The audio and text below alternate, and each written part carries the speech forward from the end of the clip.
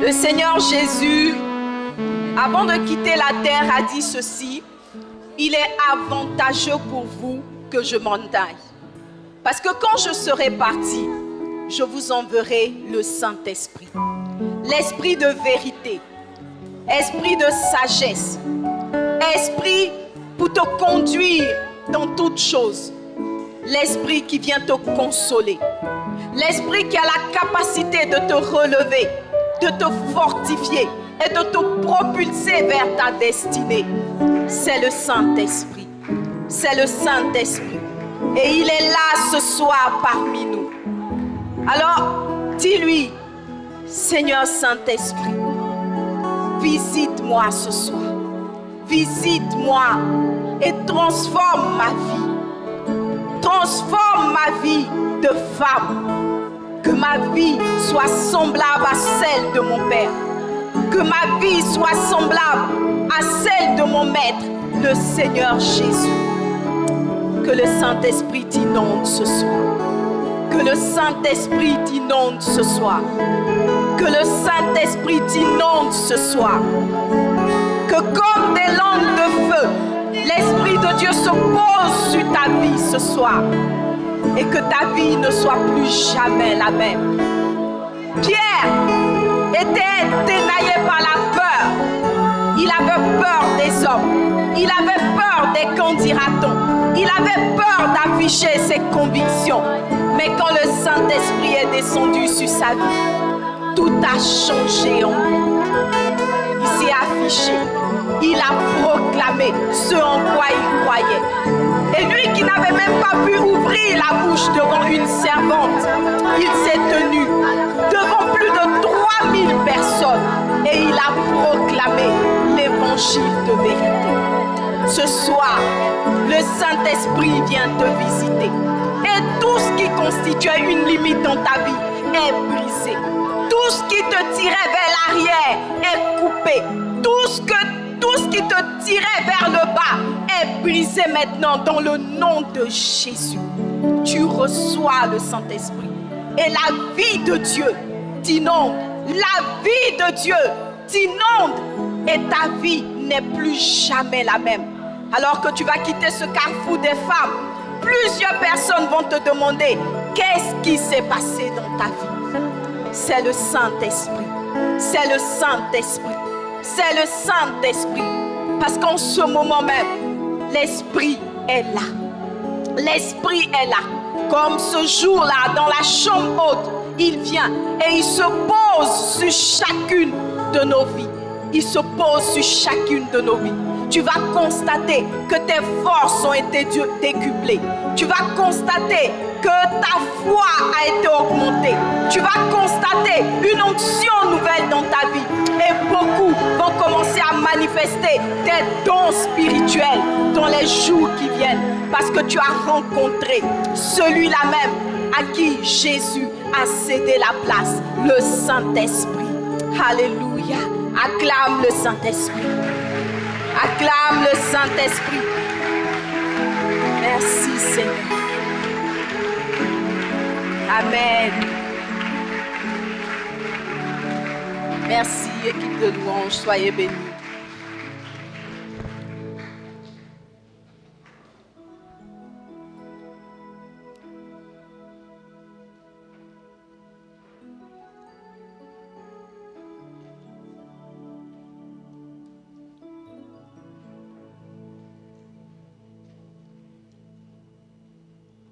Il est dit en 1 Corinthiens 6, le verset 12, je crois, que tout m'est permis.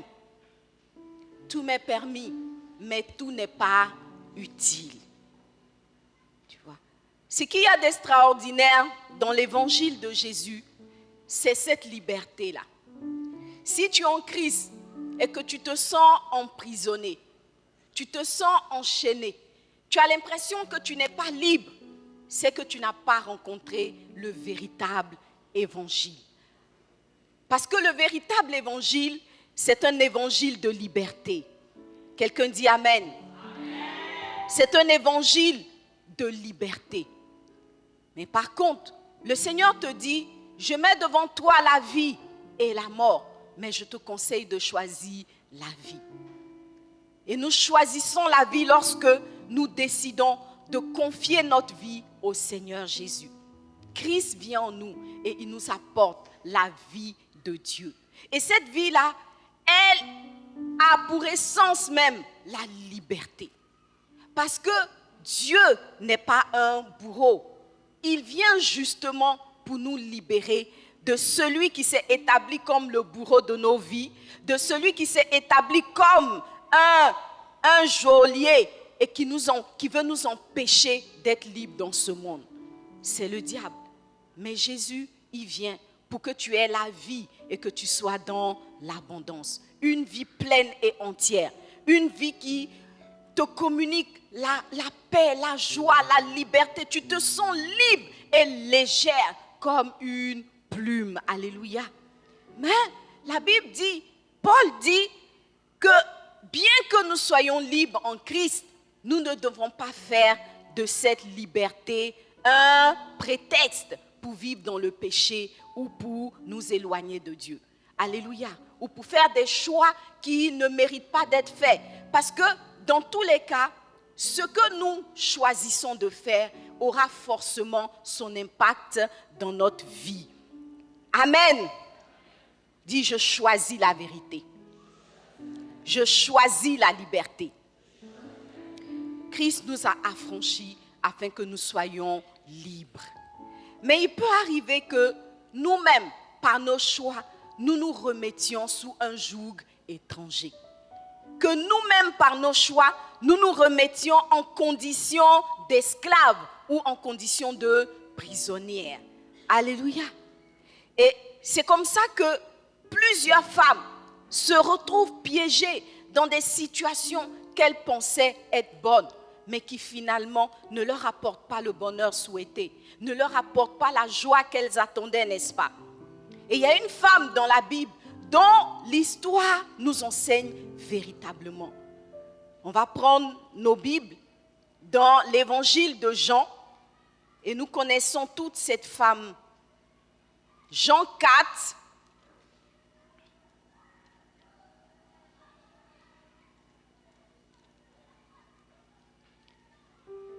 dans l'évangile de Jean 4, la Bible nous présente une femme qu'on a appelée la femme samaritaine. C'est une femme qui a une histoire particulière, mais gloire à Dieu, cette histoire finit avec gloire. Alléluia. C'est une femme qui est passée de l'esclavage à la liberté. Parce qu'à un moment donné, elle a fait des choix qui l'ont emprisonnée, mais Dieu soit béni, le Seigneur lui a donné un rendez-vous de délivrance. Que cette soirée soit ton rendez-vous de délivrance. Alléluia. On va lire rapidement le passage de Jean 4. Je lis rapidement. Le Seigneur sut que les pharisiens avaient appris. Enfin bon, on va commencer au verset 4. Comme il fallait qu'il passât par la Samarie, il arriva dans une ville de Samarie nommée Sichar, près du champ que Jacob avait donné à Joseph son fils. Là se trouvait le puits de Jacob. Jésus, fatigué du voyage, était assis au bord du puits. C'était la 6e heure. Une femme de Samarie vint puiser de l'eau. Jésus lui dit, « Donne-moi à boire. » Car ses disciples étaient allés à la ville pour acheter des vivres. Verset 9, la femme samaritaine lui dit, « Comment toi qui es juif, tu me demandes à boire, à moi qui suis une femme samaritaine? » Les Juifs, en effet, n'ont pas de relation avec les Samaritains.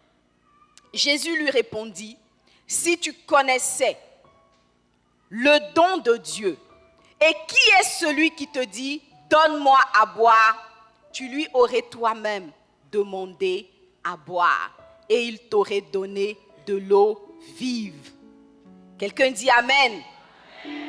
Alors la femme lui dit, « Seigneur, tu n'as rien pour puiser, et le puits est profond. D'où aurais-tu donc cette eau vive?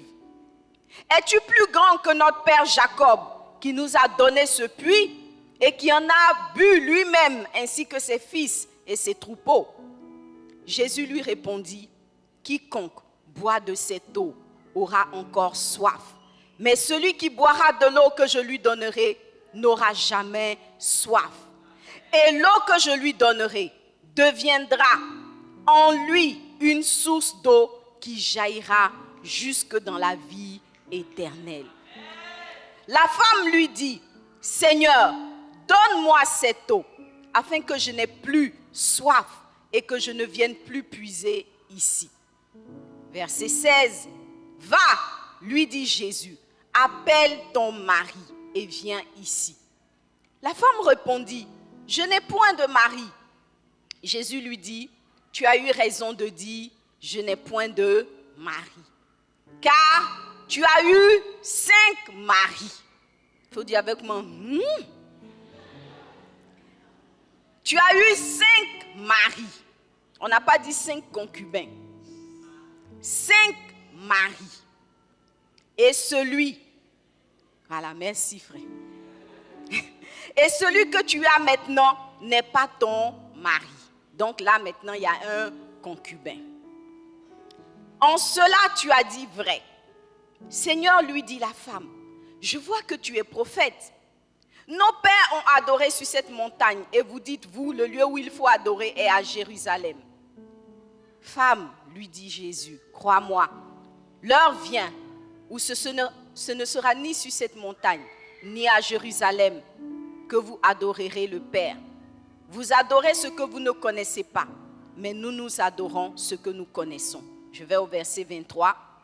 L'heure vient, et elle est déjà venue, où les vrais adorateurs adoreront le Père en esprit et en vérité.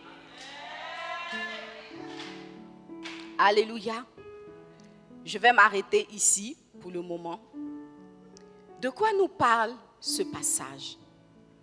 On connaît toute cette femme. Je n'ose pas dire cette femme extraordinaire, mais moi je pense qu'elle est extraordinaire. Les sœurs, une femme qui a eu 5 maris, pendant que nous on fait les jeûnes et prières, qui ne finissent pas pour en trouver un seul. Il faut dire à ta voix, dis un seulement. Un seul. C'est chaud. Elle a eu 5 maris. 5 maris. Et donc on nous parle de cette femme-là. 5 maris. Et Jésus décide d'aller la rencontrer. Alléluia. Il était en train de partir quelque part. Mais la Bible dit qu'il a fait un détour par la Samarie. Et il s'est arrêté au puits de Jacob. Et au puits de Jacob, il avait un projet. Il avait un plan. Il avait décidé de venir rencontrer cette femme-là. Alléluia. Vous savez, souvent, quand on pense à Jésus, beaucoup croient que Jésus vient pour les gens bien. Voyez? Mais lui-même, il a dit, je ne suis pas venu pour les bien portants. Alléluia. Je suis d'abord venu pour les brebis perdues. Dis avec moi les brebis perdues. Jésus vient, il vient sur la terre parce qu'il y a un problème. Il y a une situation qui fait que les hommes malmenés par le diable s'éloignent de plus en plus du plan de Dieu pour leur vie. Il vient parce qu'il y a des personnes qui se sentent perdues sur cette terre et qui ont besoin d'un rédempteur. Alléluia. Moi aussi, j'étais perdue sur la terre. Je ne savais pas ce que je devais faire de ma vie. Je ne savais pas ce que demain allait me réserver. Et j'étais dans la confusion totale. Au milieu de toutes les pratiques de ma famille. Aujourd'hui, je suis tel féticheur. Demain, je suis tel marabout.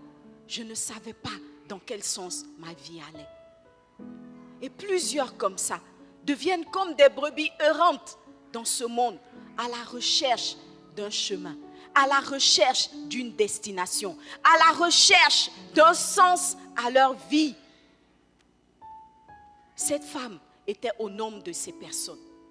Voyez, ce n'est pas qu'elle ne croyait pas en Dieu. À la réalité, à la vérité, beaucoup croient en Dieu. Et particulièrement dans nos sociétés en Afrique. On n'a pas renié Dieu. On croit en Dieu. Mais tout en pensant adorer Dieu, nous sommes perdus. Nous sommes souvent perdus. Voyez, et c'est le cas de cette femme. Elle arrive au puits, mais de quelle manière, dans quel état est-ce qu'elle arrive dans ce puits? Jésus voit arriver au puits une femme. Pour lui, c'est une âme en détresse. Peut-être qu'au moment où elle arrivait à ce puits-là, la femme elle-même n'avait pas réalisé à quel point elle avait besoin de salut. Alléluia. Et si on essaye d'imaginer son histoire, moi j'imagine, je me dis bon, une femme qui a fait 5 mariages, c'est pas n'importe qui, c'est pas n'importe quelle femme. Les sœurs, attends, entre nous, toi tu connais combien de personnes qui ont convolé 5 fois en juste noces? 5 fêtes de mariage, 5 robes de mariage, 5 voitures de mariage décorées. Nous-mêmes, on cherche un seulement. Alléluia. Alors j'ai imaginé, je me suis dit, mais elle devait être comment cette femme? Alors il y a 2 choses. Vous savez, il y a 2 choses qui peuvent attirer jusqu'à 5 maris. Ce qui est sûr, si tu as eu 5 maris, ça veut dire qu'il y avait au moins 500 hommes qui t'ont aimé. Ah bon? Tu ne sais pas ça? On va prier pour toi. Alléluia. Vous savez, il y a une époque, une période dans la vie d'une femme, quand on dit que son étoile brille, il y a beaucoup de prétendants. Sauf que tu ne peux pas les épouser tous.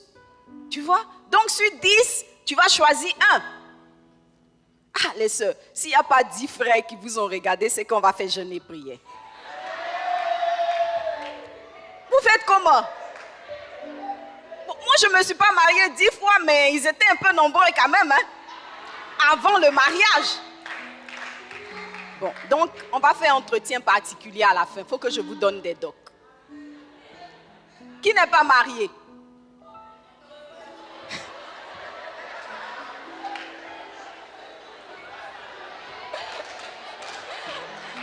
Ah non, les sœurs. Réunion spéciale des célibataires. Après la réunion.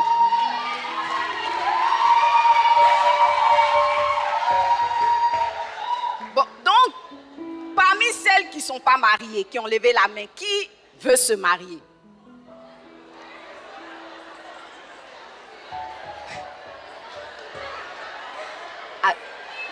Donc,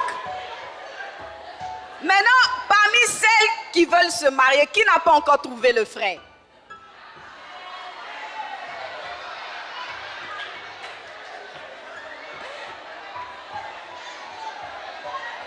Donc, les sœurs, donc vous comprenez que c'est une affaire de championnat. C'est-à-dire son affaire est plus compliquée même que la canne. Mais la femme samaritaine, là, elle a eu 5 maris. Tu vois, je pense que de temps en temps, on doit s'arrêter sur les Écritures puis essayer de voir l'arrière du décor. Elle était comment pour avoir 5 maris? En tout cas, moi, je me suis posé la question. Alors, après ma réflexion, je me suis dit, il y a 2 possibilités. Moi, j'ai préféré retenir 2 possibilités. La première possibilité, c'est que vraiment la femme là, elle devait être mal jolie. Ou bien les frères.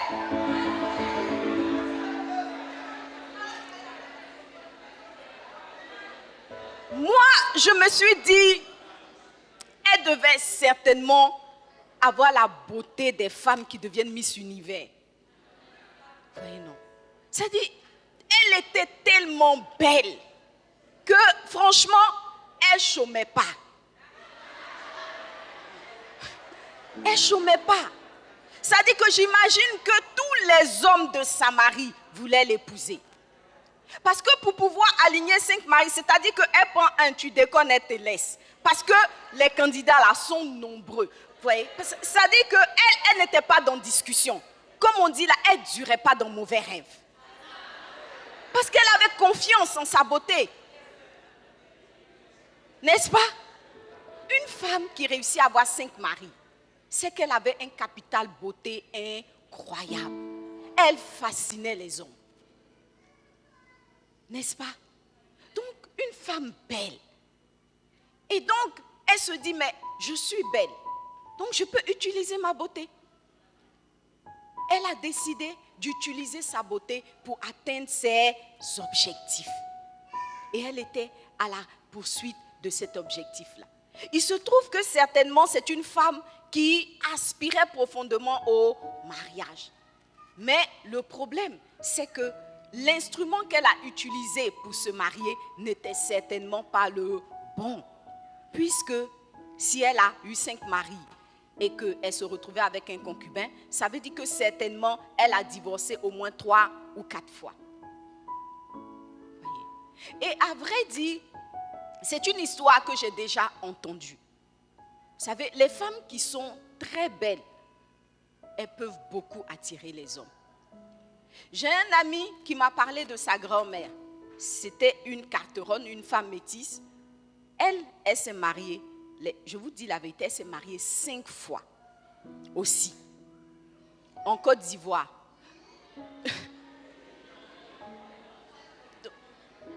Un jour, j'ai demandé, en fait, j'avais prêché sur ce message et le frère est venu me voir. Il m'a dit, mais tu sais, ce que tu dis là, c'est vrai, parce que moi, ma grand-mère, elle s'est mariée 5 fois. Je dis, mais elle était comment ta grand-mère? Il dit, elle était affreusement belle. Donc, tu vois, la sœur, arrête de te négliger. Parce que dans l'histoire du mariage, là, il semble que la beauté compte un peu quand même. Tu vois. Et donc, quand il m'a montré la photo de sa grand-mère, j'ai fermé ma bouche, comme on dit. Non, la femme était sérieusement belle. Sa grand-mère, ça veut dire que la photo qu'il me montrait là, c'est les photos de 1960. Mais quand toi-même tu regardes la photo, tu sais que toi-même en 2019, 2018 là, avec make-up même, elle te drape. Elle prend le dessus. Elle était belle. Alors soit cette femme-là était très très belle, ou alors l'autre possibilité, c'est qu'elle était quoi? Très riche. Merci maman Maggie. Ah ah! Reste là pour rester dans la galère. Donc, tu ne savais pas que l'argent attirait le mariage.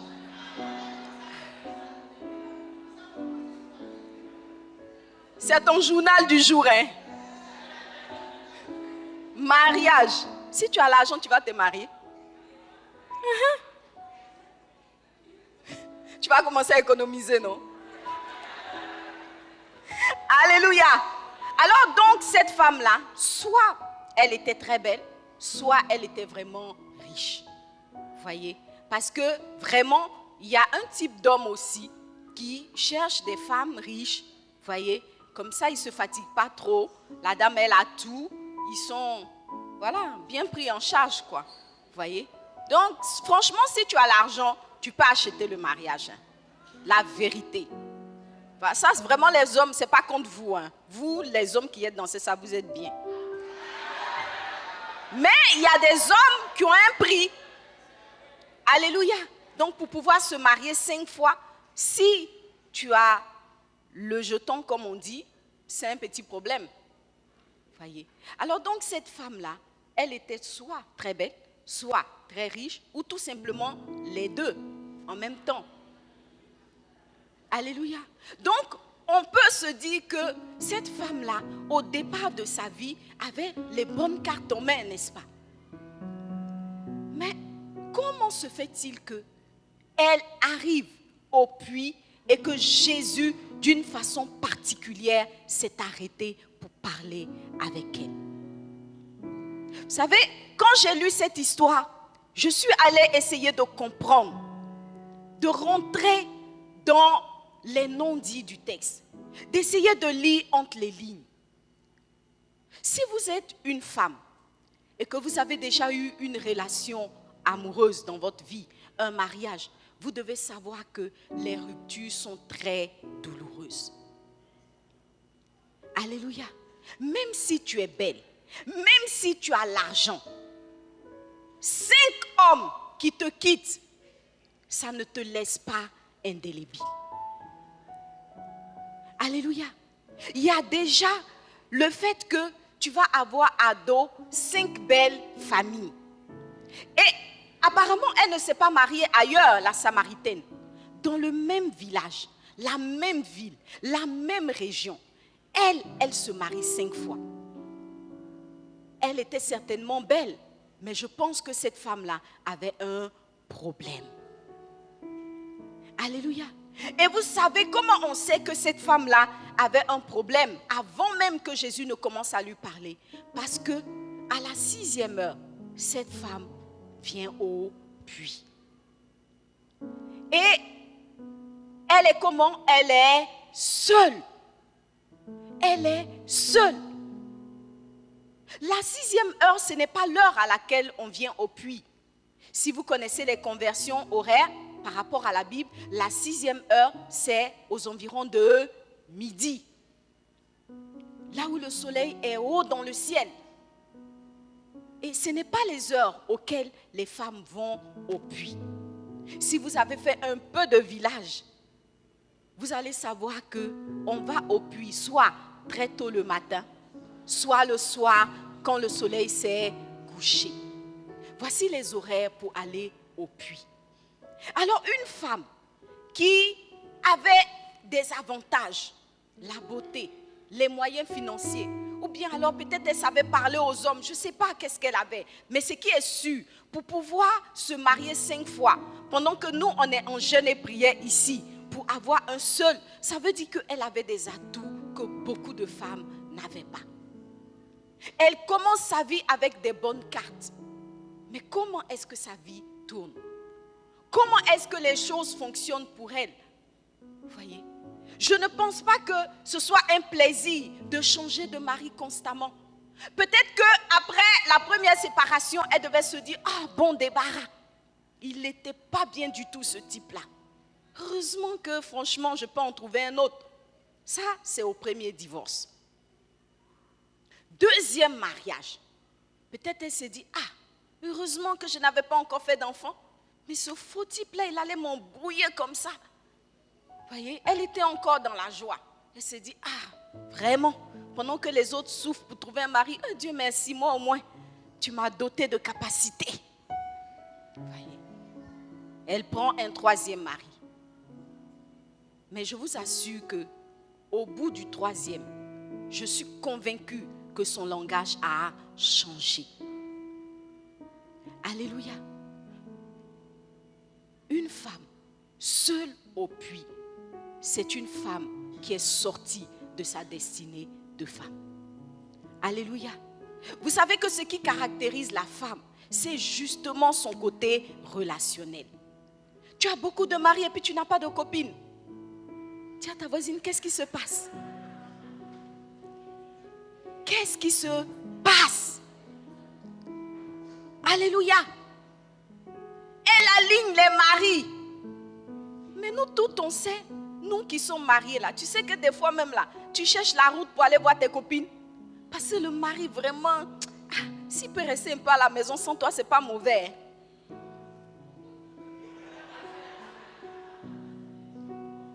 Non, ils n'ont rien entendu, ça c'est entre nous, vous voyez. Non, parce que la femme, elle a besoin de sa relation avec ses amis. Une femme qui n'a pas d'amis, pas une seule, pour l'accompagner au puits à midi, c'est une femme qui a des problèmes. Alléluia. Vous savez, j'ai eu une maman spirituelle qui nous a raconté une histoire parce qu'elle travaillait dans un organisme international. Elle nous a raconté qu'ils étaient en fonction au Mali et son organisme travaillait à faciliter la vie des populations dans les villages. Et donc, l'une des actions qu'il menait, c'était de créer des puits ou des fontaines d'eau dans les villages. Donc, ils ont fait ça dans plusieurs villages. Et puis, ils sont arrivés dans un village. Et dans ce village-là, on leur a expliqué que le marigot où les femmes allaient chercher l'eau le matin se trouvait à 8 km. Donc 8 km du village. Ça veut dire que les femmes devaient faire 8 km pour aller chercher l'eau. Et une fois que les bassines, les canaries étaient remplies, elles refaisaient 8 km pour revenir à la maison. Les sœurs, 16 km. Vous voyez, quand ils ont eu cette information, ils se sont dit, waouh, il faut faire quelque chose pour les femmes de cette localité. Et donc, sans même se soucier de parler avec les femmes, ils ont entrepris le projet et la fontaine a été créée dans le village, en plein milieu du village. Mais ce qui s'est passé, c'est qu'ils se sont rendus compte que les femmes du village n'allaient pas à la fontaine. Est-ce que vous comprenez quelque chose?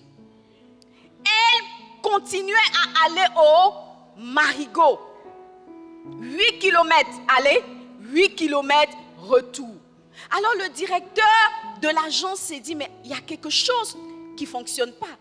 Qu'est-ce qui ne va pas avec les femmes de ce village? Donc, il a envoyé une ambassade, un groupe dans lequel la maman dont je parle était. Ils sont allés interroger les chefs du village. Qu'est-ce qui se passe? Est-ce qu'il y a un problème avec la fontaine et tout? Et puis les chefs ont demandé aux femmes. Donc, ils ont convoqué une réunion et les femmes sont venues. Donc, elles ont dit aux agents de l'organisme international, dites aux hommes de partir et puis on va vous parler. Les hommes n'ont qu'à partir, oui. C'est pour nous, vous avez fait le puits, non? Oui, c'est pour vous faciliter la vie. Bon, ils n'ont qu'à partir, puis on va vous expliquer de quoi il s'agit. Alors, quand les hommes se sont levés, les femmes se sont dressées devant les envoyés là. Et puis, vous savez ce qu'elles leur ont dit? Vous là même, votre problème est où? Aïe, notre problème est où? Comment? On est venu vous faciliter la vie. Donc, il y a une expression en Afrique, on dit pourquoi vous êtes papato comme ça? Papato, on ne vous a pas envoyé, vous venez faire une fontaine en plein milieu du village. Donc, franchement, les gars tombaient des nues. Donc, mais vraiment, expliquez-nous. Elles disent, mais nous là, quand on prend nos canaries et puis on fait 8 km pour aller au puits là, c'est le seul moment où entre femmes on peut se retrouver pour causer, parler de nos problèmes, recevoir les conseils les l'unes des autres. Oui, vraiment, pendant qu'on marche on cause, on échange, on raconte les news du village et tout. 8 km retour, on cause. Maintenant vous êtes venus mettre le puits dans nos nez. On va causer où maintenant? On va se voir où pour s'affairer? Voyez? Donc, si des femmes sont prêtes à faire 16 km à pied, rien que pour être ensemble, rien que pour pouvoir échanger, rien que pour pouvoir communiquer entre elles, c'est vous dire combien de fois la solidarité, l'amitié, l'union des femmes est importante. Alléluia. Tu as besoin d'une amie. Si tu es ici et tu penses que tu te suffis à toi seul, toi tu fais palabre avec toutes tes copines, tu fais palabre avec toutes les filles de la cité, tu fais palabre avec toutes les filles du quartier, tu as un problème. Alléluia. Sérieusement, tu as besoin de délivrance parce que les femmes ont besoin d'être ensemble. Alors cette femme samaritaine, elle était belle, certes. Elle avait peut-être des moyens financiers, oui. Mais à l'arrivée, elle s'est retrouvée une femme solitaire. Une femme seule.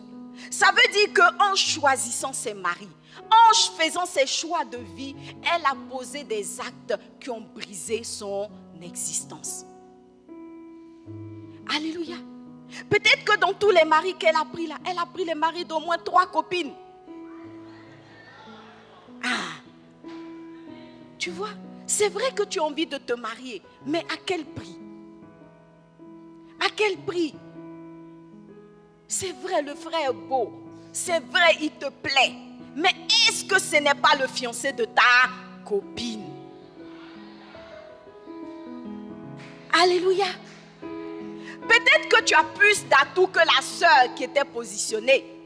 Peut-être que ton parfum sent plus bon. Peut-être que tu as plus de charme.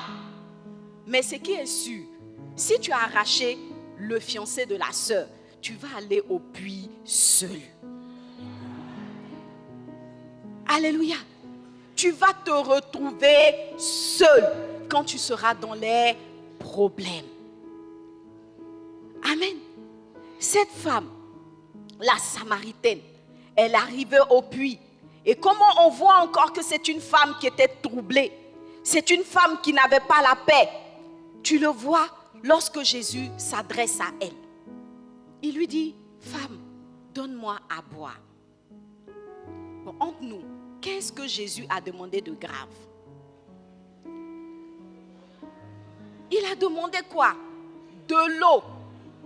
Tu es venu chercher de l'eau ou pas? Oui, elle est venue chercher de l'eau. Quelqu'un te demande de l'eau. Regardez comment la femme répond. Elle jaillit. Pourquoi tu me demandes de l'eau? Toi, tu es juif, tu me demandes de l'eau. Ça dit, Jésus l'a regardé, il a fait, il lui dit, madame, pardon, on n'est pas arrivé là-bas. Voyez, une femme qui est là, attends, entre nous, on te dit bonjour, tu te fâches. On te demande de l'eau, tu te fâches. On te demande la route du marché, tu es énervé. Toi seul. Dis à ta soeur, tu as un problème. Alléluia. Tu as un problème. En classe, on te demande stylo, tu es énervé. On te demande règle, tu es énervé. Ta voisine te demande allumette, tu es fâché. Celle, tu es énervé. À cause de quoi? Parce que tu n'es pas en paix avec toi-même. Alléluia. Cette femme n'était pas en paix. Elle a jailli sur Jésus, énervée comme pas possible. Heureusement que c'est Jésus. Alléluia. Heureusement que c'est Jésus. Parce que si c'était toi,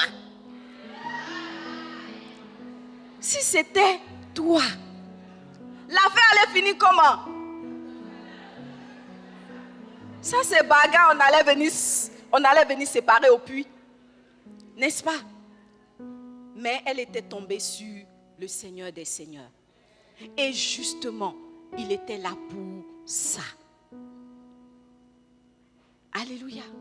Qu'est-ce que tu poursuis dans la vie? Vous savez, beaucoup de femmes poursuivent le mariage. Beaucoup poursuivent la célébrité. Peut-être que cette femme-là, dans le quartier, elle était célèbre. Parce que tu ne peux pas avoir fait 5 mariages dans le quartier sans être célèbre. Dans chaque famille, tu as eu au moins un mari, ou bien un prétendant, ou bien un fiancé, ou bien... Franchement, c'était la star du quartier. Mais une star sans coup, une star sans adoratrice, une star sans amis. Quelle célébrité tu cherches? Il y en a qui veulent gravir les échelons professionnels en marchant sur les autres. On s'en fout de ce que l'autre pense. On s'en fout de ce que ça va occasionner dans sa vie. Ce qui est sûr, je vais rapporter sur elle au patron. On va me donner sa place. Dis à ta voisine, tu vas aller seule au puits. Alléluia. Peut-être que pour le moment, tu as l'énergie, tu as la force, tout te réussit. C'est toi que le patron préfère. Mais il y a un temps qui va venir où tu vas te retrouver seul. Qu'est-ce qui te pousse dans tes choix et dans tes actions? Cette femme n'avait certainement égard pour personne. Elle se disait, j'ai les moyens. Je peux même acheter tout le village. Je peux acheter toute la ville. Et elle ne se disait pas que quelques bonnes paroles pouvaient lui assurer des amitiés. Un peu d'intérêt pour ses voisins pouvait lui garantir de la compagnie pour aller au puits. Elle pensait que tout lui était permis. Oui, peut-être que tu peux. Peut-être que ton bras arrive là-bas. Peut-être que si tu lèves le petit doigt, l'autre va tomber. Mais quelle sera ta fin à toi? Alléluia. Quelle sera ta fin? Dis à ta voisine, quelle sera ta fin? C'est la question que tu dois te poser. Tu vois, Jésus a une destinée extraordinaire pour toi. Mais tes choix, ta façon d'agir, les actes que tu poses peuvent venir corrompre le plan de Dieu. Parce que justement, tu ne fais pas attention à la façon dont la parole de Dieu t'invite à marcher. Tu ne fais pas attention à ce que les autres pensent. C'est vrai, il ne faut pas vivre en s'appuyant sur ce que les gens pensent de nous. Mais la Bible dit, autant que cela dépend de vous, soyez en paix avec tous. Alléluia. Dans le groupe de louanges, c'est toi qui sèmes la zizanie. Parce que tu as la meilleure voix. Tu vois, le reste ne peut pas se passer de toi. Donc pour toi, tout est permis. Mais le temps va venir où si tu ne fais pas attention, tu vas chanter seul. Alléluia. Comment tu décides d'agir dans la vie? Où est-ce que tu décides de t'opposer? Cette femme s'est retrouvée une femme méprisée, une femme haïe.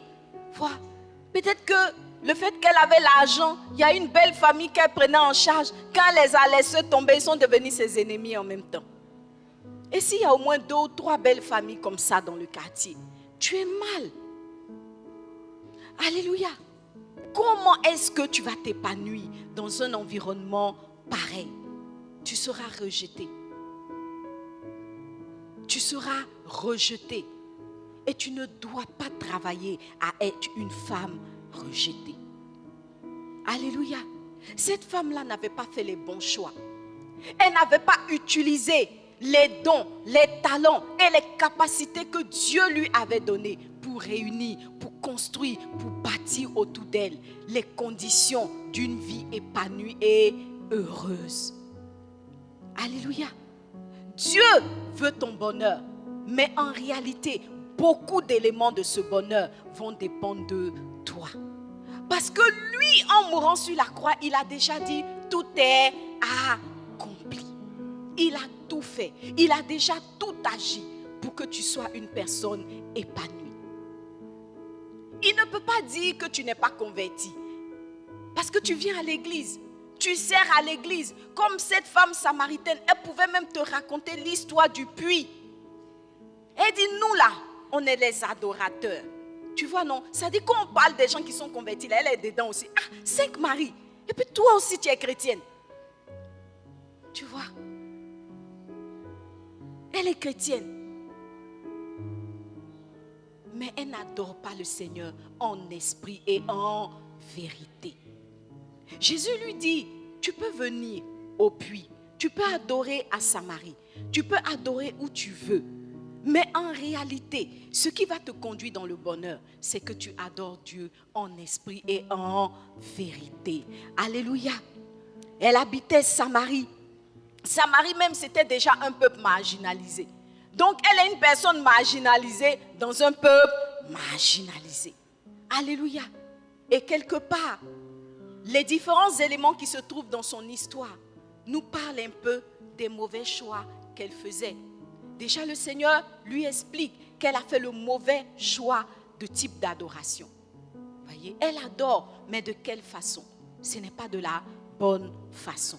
Elle vient au puits, voyez, et elle habite un quartier.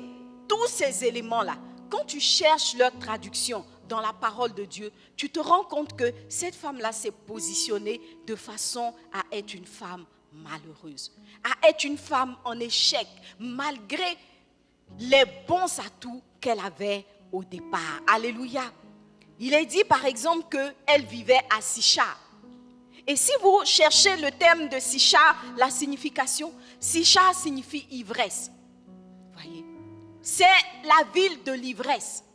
Ça veut dire que cette femme-là, elle vivait dans l'ivresse. Ça veut dire qu'elle n'était pas dans la lucidité.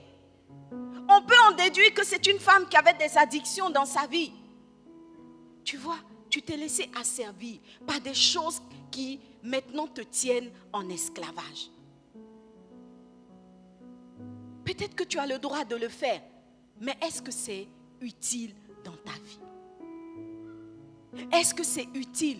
Tout ce qui te tient en esclavage, tu peux décider de rompre cet esclavage dans le nom de Jésus. Alléluia. Elle habitait Sichar, mauvais point pour elle. Alléluia. Et elle allait aussi quotidiennement, comme beaucoup de personnes dans cette ville, au puits de Jacob pour chercher son eau. Et nous savons que Jacob signifie tromperie. Et c'est ce que Jésus était en train de lui dire. Tu ne viens pas à la bonne adresse. Tu vois, parce que finalement, après avoir grillé ses cartes, après avoir brûlé sa vie, elle s'est rendue compte qu'elle avait besoin de salut. Elle avait besoin de paix. Elle avait besoin de restauration. Elle avait besoin tout simplement d'amis avec qui parler. Mais il n'y avait plus personne. Où est-ce que tu t'es coincé? Dans quel carrefour tu t'es retrouvé à la croisée des chemins, seul, sans personne à l'horizon pour venir te soutenir? Peut-être que tu es quelqu'un qui parlait mal aux gens et tu es étonné que tes amis partent. Tu es étonné que tes amitiés ne durent pas. Tu es une femme peut-être dure. Tu ne pardonnes pas. Quand on te fait quelque chose forcé, il faut que tu rentres. Tu ne peux pas laisser tomber, ce n'est pas possible. Mauvais choix. Mauvais choix. Fais le choix de l'adoration en esprit et en vérité. Alléluia. Alors où est-ce que tu t'es retenue prisonnière? Cette femme vivait dans la tromperie parce que pendant longtemps, elle a pensé que sa beauté était un gain.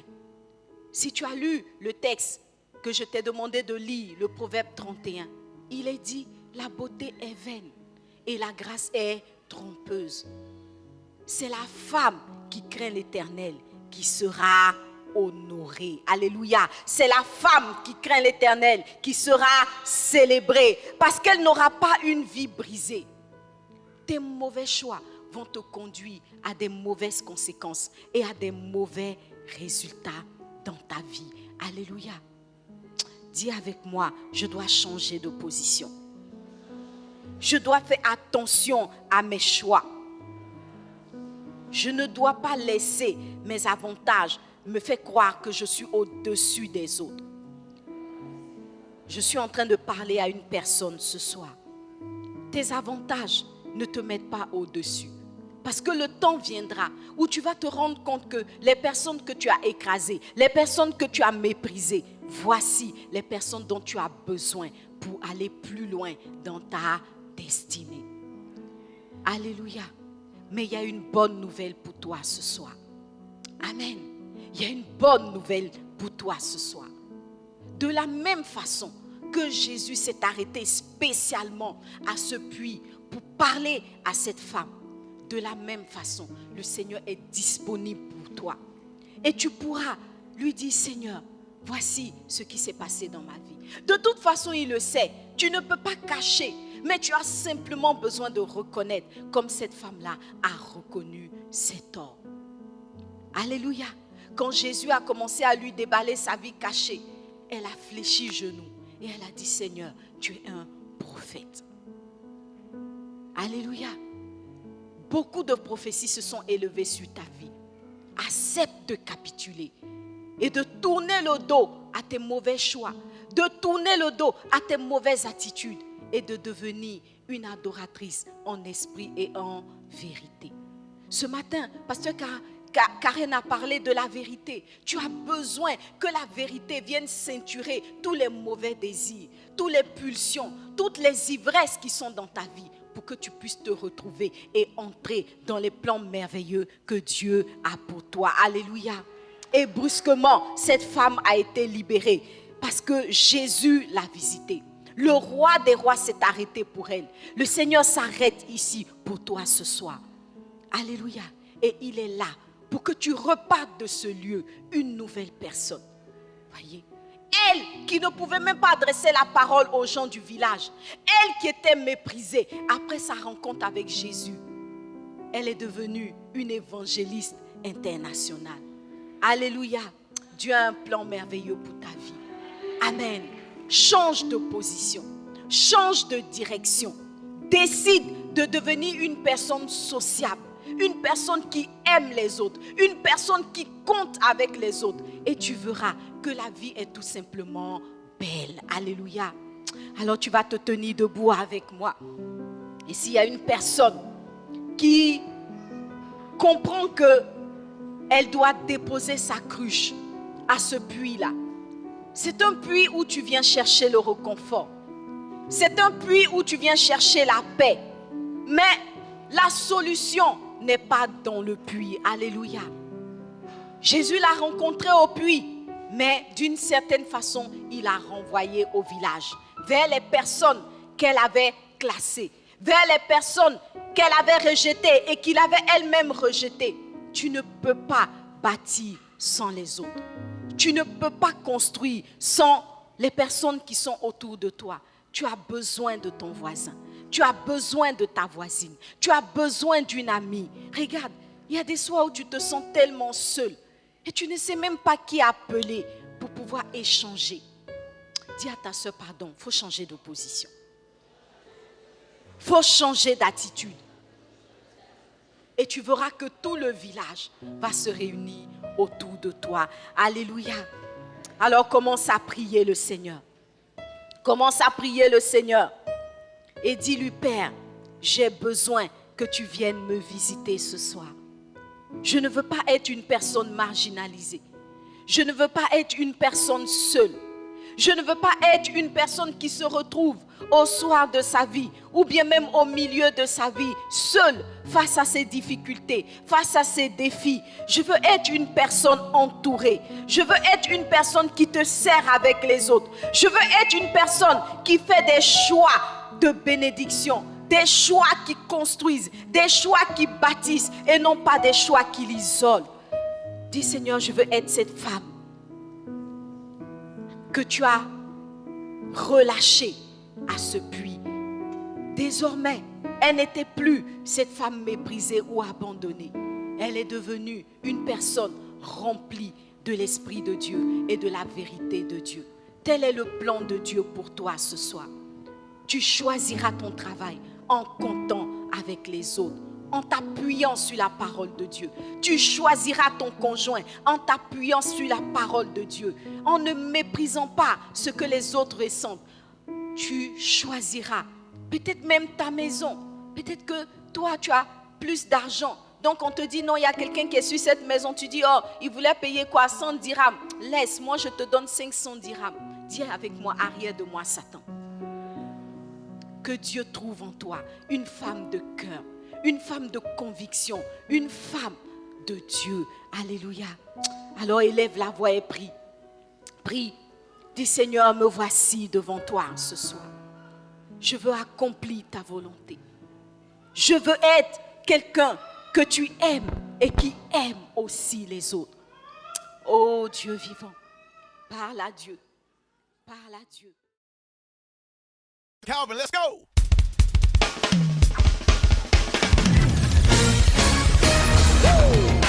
Yeah, this song right here, we coming out past